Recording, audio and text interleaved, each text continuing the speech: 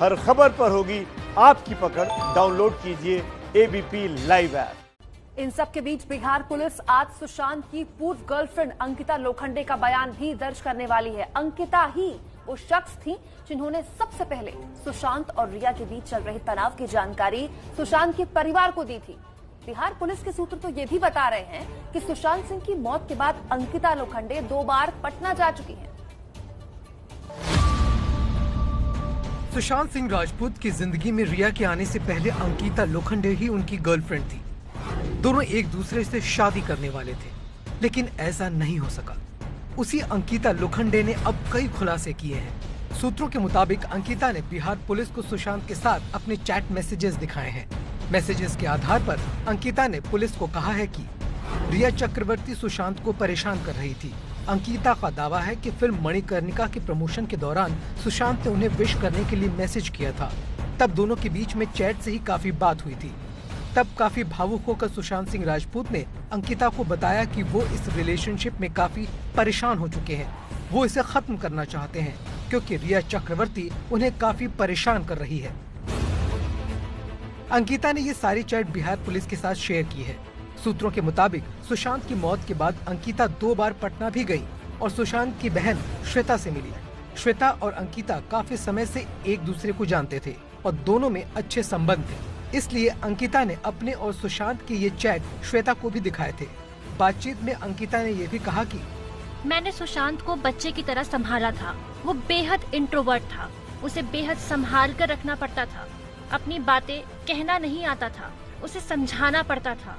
हमारा प्यार गहरा था, वो अचानक खत्म नहीं हो सकता था। मैं उसकी जिंदगी में होती तो वो जिंदा होता, वो आज हमारे बीच होता। मुंबई पुलिस से अनौपचारिक बातचीत में अंकिता लोखंडे ने यह भी बताया कि 2016 में अचानक सुशांत मेरी जिंदगी से चला गया। हमारा प्यार गहरा था, वो अचानक खत्म नहीं हो सकता था, लेकिन वो चला गया। ऐसा होता नहीं है, लेकिन ऐसा हुआ, और वो क्यों हुआ ये समझ से परे था। लेकिन छोड़कर जाने के बाद उसने कभी मुझसे बात करने की कोशिश नहीं की।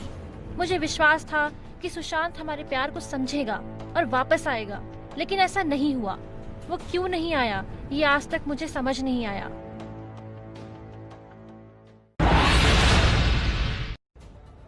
इस पूरे मामले में सुशांत के पिता का आरोप है कि रिया चक्रवर्ती सुशांत के करीब सिर्फ इसलिए आई क्योंकि उसकी नजर सुशांत के पैसों पर थी। एक बैंक अकाउंट से 15 करोड़ रुपए के ट्रांसफर होने का भी जिक्र किया गया। आइए सुशांत के पैसों की पूरी ट्रेल को समझने की कोशिश करते हैं।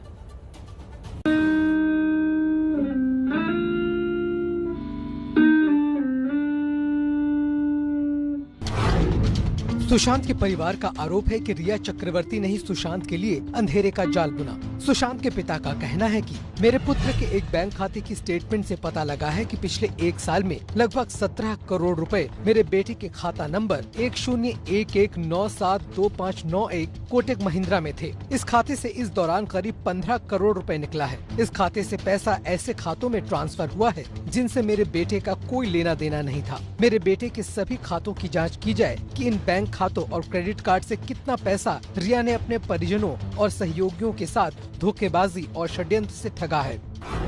क्या वजह थी कि रिया ने सुशांत सिंह राजपूत के साथ मिलकर एक कंपनी बनाई जिसमें सुशांत के अलावा अपने भाई शोविक को भी डायरेक्टर बनाया। ये उसी कंपनी का डॉक्यूमेंट है जिसके मुताबिक 12 सितंबर 2019 को ये कंपनी बनी, लेकिन इस कंपनी में कोई निवेश नहीं हुआ। रिया चक्रवर्ती की इस कंपनी के खातों की जांच शुरू हो चुकी है। पुलिस को शक है कि सुशांत सिंह राजपूत के खातों से 15 करोड़ रुपए रिया की इस कंपनी से अलग अलग अकाउंट में डाले गए। पैसे वाली बात तो हमको बाद में पता चली मरने के बाद कि इस साल में 15 करोड़ खर्च हुआ है उसके अकाउंट से, और उसमें भी सुनते हैं कि क्रेडिट कार्ड, वो तो खैर उसने अपने लाइफ टाइम में भी स्टाफ ने बताया हमको। पुलिस सूत्रों के मुताबिक जनवरी 2019 में सुशांत सिंह राजपूत के कोटक महिंद्रा बैंक अकाउंट में करीब 7 करोड़ रुपए थे, जो उनके मौत के वक्त केवल 2.5 करोड़ रह गए थे। सुशांत सिंह के खातों की शुरुआती जांच में पता चला है कि उसमें से 45 लाख रुपए tour and travels company Thomas cook को दिए गए। माना जा रहा है कि ये उसी यूरोप टूर का पैसा हो सकता है जिसमें रिया सुशांत के अलावा अपने भाई को भी साथ ले गई थी। रिया के ये शौक कहां से पूरे होते थे, इसका जवाब वो खुद ही दे सकती है। लेकिन बतौर एक्ट्रेस उन्होंने पिछले 7 सालों में सिर्फ 7 फिल्में ही की हैं, जबकि सुशांत के पास रॉयल्टी और एड से पैसे आते थे। सुशांत के सीए के मुताबिक वो किसी तरह के आर्थिक तनाव में नहीं थे। सुशांत के बांद्रा वाले घर का किराया ही 3.5 लाख रुपए था। उन्होंने अंधेरी के वाटरस्टोन रिजॉर्ट में भी बुकिंग करा रखी थी। इसके अलावा रिया के कहने पर ही सुशांत ने पुणे के पावना डैम के पास एक विला किराए पर ले रखा था, जिसका पैसा वो भरते थे। सवाल है कि सुशांत ये सब क्यों कर रहे थे और इसके पीछे रिया का क्या मकसद था। रिया चक्रवर्ती पर सिर्फ सुशांत के पैसे खर्च करने का ही आरोप नहीं है, रिया पर सुशांत को ब्लैकमेल करने का भी आरोप है। सुशांत के पिता ने खुलासा किया है कि रिया सुशांत को ब्लैकमेल भी कर रही थी। पटना पुलिस में दर्ज एफआईआर में सुशांत के पिता ने लिखा है, मेरा बेटा सुशांत सिंह फिल्म लाइन छोड़कर केरल के कुर्ग में ऑर्गेनिक खेती का व्यवसाय करना चाहता था। उसका दोस्त महेश भी उसके साथ कुर्ग जाने को तैयार था। तब रिया ने इस बात का विरोध किया, तुम कहीं पर नहीं जाओगे, अगर मेरी बातें नहीं मानोगे तो मैं मीडिया में तुम्हारी मेडिकल रिपोर्ट दे दूंगी और सबको बता दूंगी कि तुम पागल हो। उनके डिप्रेशन में जाने का आरोप भी रिया और उसके परिवार पर लगा है। एफआईआर में सुशांत के पिता के हवाले से लिखा गया है कि जब रिया ने सोचा कि अब सुशांत सिंह उसके किसी काम का नहीं रहा, तो रिया जो कि सुशांत के साथ रह रही थी, उसने 8 जून 2020 को सुशांत के घर से काफी सारा सामान, कैश, जवाहरात, लैपटॉप, पासवर्ड, क्रेडिट कार्ड, उसके पिन नंबर, सुशांत के अहम दस्तावेज, इलाज के सारे कागजात लेकर चली गई और मेरे बेटे सुशांत सिंह का फोन नंबर अपने फोन में ब्लॉक कर दिया। एफआईआर के मुताबिक इसके बाद सुशांत ने अपनी बहन को फोन करके ये सब बताया था और ये भी डर जताया था कि कहीं रिया उसे फंसा न दे, क्योंकि वो सुशांत को धमकी देकर गई थी कि वो सुशांत की मेडिकल हिस्ट्री के सारे कागज मीडिया में दे देगी। सवाल ये है कि अगर रिया चक्रवर्ती आरोपी है तो फिर वो खुद सीबीआई जांच की मांग क्यों कर रही है। देखिए, इस तरह के जो लोग होते हैं ना, बड़े शातिर होते हैं और शातिर होने का ये बड़ा भारी एक एहसास ये है कि देखिए वो खुद ही डाइवर्ट करने के लिए कह रहे हैं सीबीआई इंक्वायरी कीजिए। उनका मंशा नहीं है सीबीआई इंक्वायरी की, वो तो चाह रहे हैं मुंबई पुलिस हो। एबीपी न्यूज को मिली जानकारी के मुताबिक अभी रिया चक्रवर्ती की गिरफ्तारी नहीं होगी। सूत्रों के मुताबिक बिहार पुलिस वारंट लेकर नहीं गई है। अभी बिहार पुलिस मुंबई पुलिस के साथ मिलकर सभी पहलुओं की जांच करेगी। इसके बाद गिरफ्तारी पर फैसला लिया जाएगा। इन सब के बीच सुशांत सिंह राजपूत की आत्महत्या का मुद्दा बिहार में भी राजनीति में खूब उबाल मार रहा है। वजह है इस साल होने वाले विधानसभा चुनाव। बड़ा सवाल ये कि क्या सुशांत के नाम पर बिहार में वोट की फसल काटने की तैयारी हो रही है।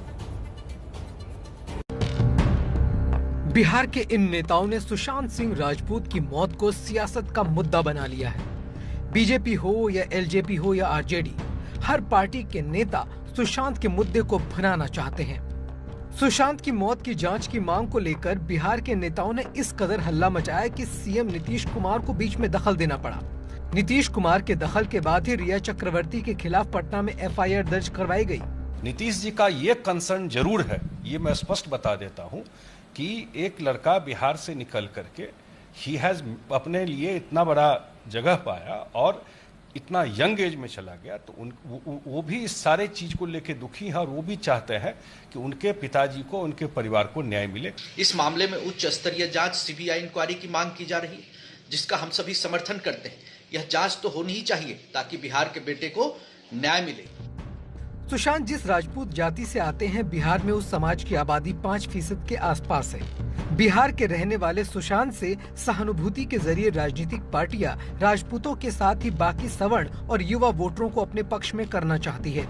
पहली पार्टी है पॉलिटिकल जिसने सीबीआई जांच की मांग की थी और साथ ही साथ हमने मुख्यमंत्री को भी चिट्ठी जो है वो भी लिखा था कि राजगीर में जो फिल्म सिटी जो बन रही है वो सुशांत सिंह राजपूत के नाम पे किया जाए। बड़ी आबादी चाहती है, उनके जितने फैंस हैं, खासतौर पर जितने युवा हैं, ना सिर्फ बिहार के बल्कि देश भर के, वो चाहते हैं कि सीबीआई के द्वारा इसकी जांच करवाई जाए।